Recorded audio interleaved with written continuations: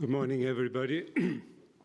Thanks for having me. And as Joe Borelli just mentioned, assessment of length, alignment, and rotation is no rocket science. But on the other hand, there is nothing as simple that it's not worth thinking about. And I think that's also true for these alignment problems. And we are not talking about the fracture on the left side where it defines how to reduce in terms of length, rotation, and alignment, but more the 32C3 fractures, the multifragmentary setups where we have no clue from the fracture itself how to reduce it. The problem in many instances in our environment is that we have excellent image quality, large image volume, no problem having a 45 centimeter femur on one display in several dimensions.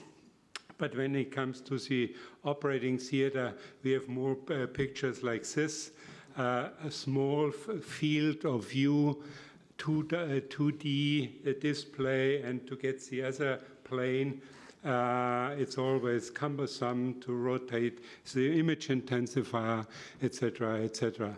So this small C-arm window problem is really sometimes making our life difficult, even in simple fracture patterns like this, where we think, this is properly reduced, and because we have such a small field of view, we're running into the trap that it's not perfect and it's some sort of malalignment. So we have several problems, radiographic limitations with a narrow radiographic C-arm field. In most hospitals, I guess, they do not have image stitching technology, as you can see it here on the right side, where you have where you can add digitally a series of C-arm shots and get a scale linked to it, so you can determine lengths even for an entire leg. But there are also clinical limitations. As we have seen, we have a limited field of view with straight. We have a fracture table, which makes difficult the judgment of the alignment very difficult. Big soft tissue envelope and lack of reference and lack of metric reference. So the problems in these segmental femoral shaft fractures are plenty: shortening, over-destruction, internal, external rotation, varus valgus deformity, and anti-recurvation. And it's no wonder that femoral fractures are the #1 in litigation in orthopedic trauma in the United States. So many reasons to try to do better and think about it. Length's pretty easy. We can use very simple, conventional sterilized meter stick, but the problem is we need to obtain it before surgery from the healthy contralateral side. We need to make sure that we do not run into problems with projection errors. If we keep the meter stick oblique, we get projection problems, and that's a little bit difficult because the soft tissue envelope of the femur is conic. It's low on the knee level, it's very thick on the thigh level, so it's very easy to make it oblique rather than parallel to the bone. And also it's very important to be centric in the image in the center in order to avoid projection errors as well, which can sum up at the end. We have nicely heard from Joe and Amir the proximal femur varus valgus problem with the 2 lateral and 2 anterior starting point. In midshaft, we have the advantage that we can use the cable technique in order to get alignment information. So the closer we are to the knee, the better we can use the alignment cable in order to judge malalignment or alignment. But when it gets very close proximal or very close distal to the talus, this effect is getting smaller and smaller. There are a couple of specific requirements in order to use and do the alignment control with the cable technique. It's very important that the leg is really fully extended, that the object is centered in the C-arm, we just have seen these potential projection errors, and that the patella is centered at the knee. And this is very sensitive. Small amounts of external rotation produce varus, and small amounts of internal rotation produce a valgus appearance, which is not necessarily present.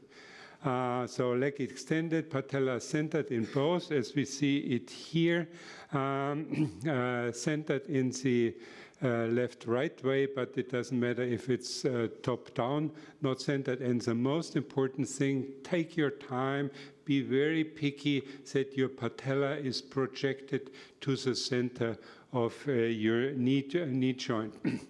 We have modified this and called it posterior cable technique, where we put the cable underneath the mattress with a little weight on it, and then we have the patient's hip centered above the femoral head, like this. And of course, during surgery and during the operation, this patient is slightly moving, so you need to readjust and fine-tune.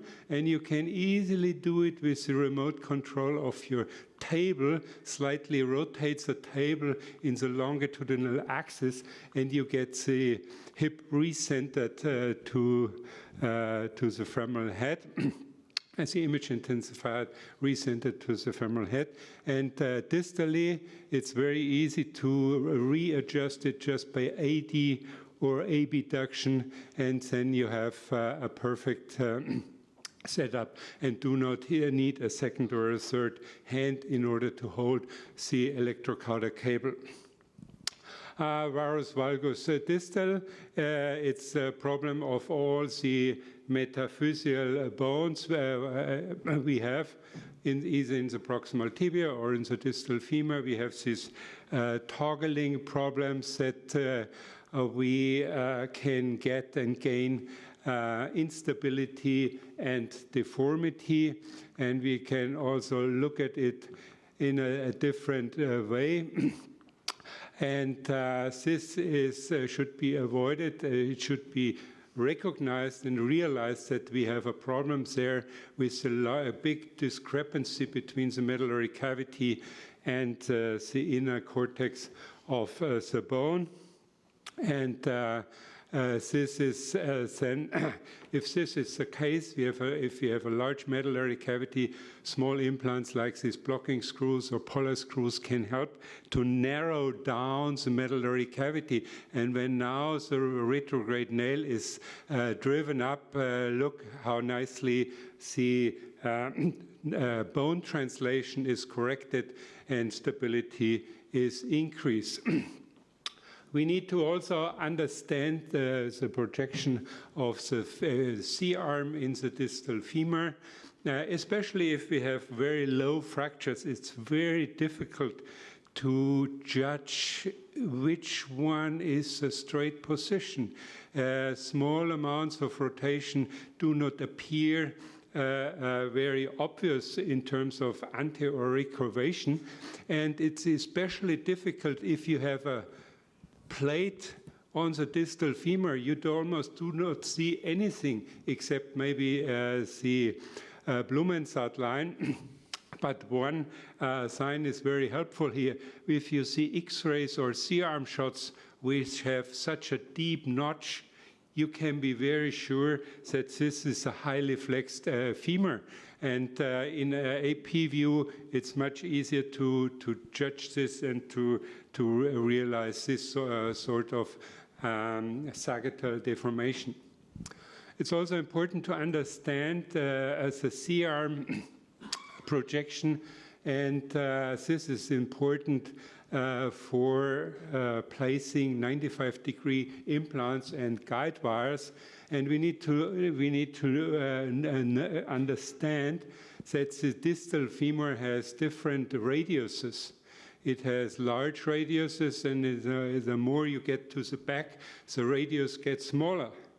Why is this important for placement of 95-degree implants? It's, for example, if you place a wire parallel to the articular surface in a flexed knee position with a deep notch sign, and then you straighten it out, you all of a sudden result in some projection errors. And the same, there is also a clinical test to find out about the recurvatum hyperextension. And this hyperextension pattern also is important because these people who have, for example, asymmetric 25-degree overextension, they get unstable when they are standing because their ACL is not tensioned anymore when they stand straight. Their normal position now is 25-degree recurvatum, like in this example with this distal femoral shaft fracture. So torsion deformity, sit test, lift off test. Lift off test is a test to lift off the bed blanket and have a look on the patient's leg. Sometimes a very important test. For the rotation, we take advantage of the eccentric profile of the proximal femur, and this lesser trochanter shape sign with the stored healthy side can help during surgery in order to avoid rotational deformities, and look at the small differences between these 15-degree of internal rotation. That's almost the size of a locking screw. So image of the healthy side stored in the image intensifier, and here we can see some examples of internal rotational deformity. When the patella is facing anteriorly, we have these largely prominent lesser trochs. The same is true here for the in another case, while in an external torsional deformity, the lesser troch is almost disappearing. Discrete signs of torsional deformity are diameter difference and cortical thickness, and sometimes we can pick this up from conventional X-rays, and this is another technique described by Paul Tornetta in order to avoid torsional differences. So let me summarize: length, alignment, and rotation. Starting point is crucial in the metaphyseal areas. As always, length, metastick technique, valgus varus deformity, cable technique from the shaft to the distal femur, very helpful. Toggling problem we should be aware of.